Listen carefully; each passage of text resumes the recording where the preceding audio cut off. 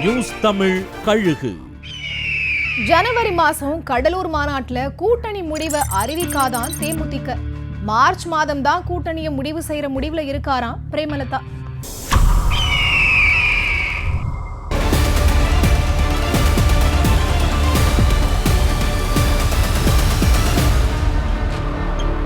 தேசிய ஜனநாயக கூட்டணி எதிர்பார்த்துக்கிட்டு இருக்கிற ரெண்டு முக்கிய கட்சிகள் பாமகவும் தேமுதிகவும் தான்.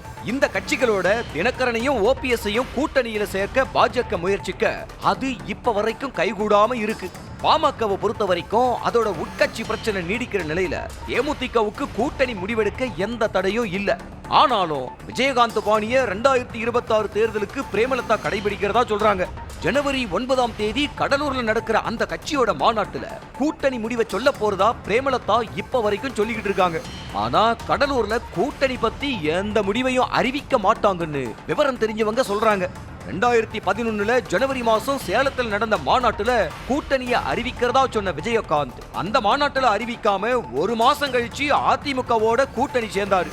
2016 காஞ்சிபுரம் மாநாட்டுல கூட்டணியை அறிவிக்கிறேன்னு சொன்ன விஜயகாந்த் நான் கிங் மேக்கரா இருக்க மாட்டேன், கிங்கா இருப்பேன்னு மட்டும் சொல்லிட்டு கூட்டணி முடிவை சொல்லாம விட்டுட்டாரு.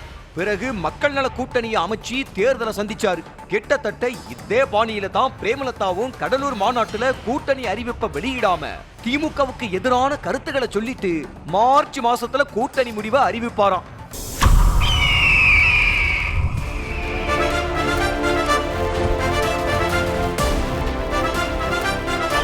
நியூஸ் தமிழ் கழுகு.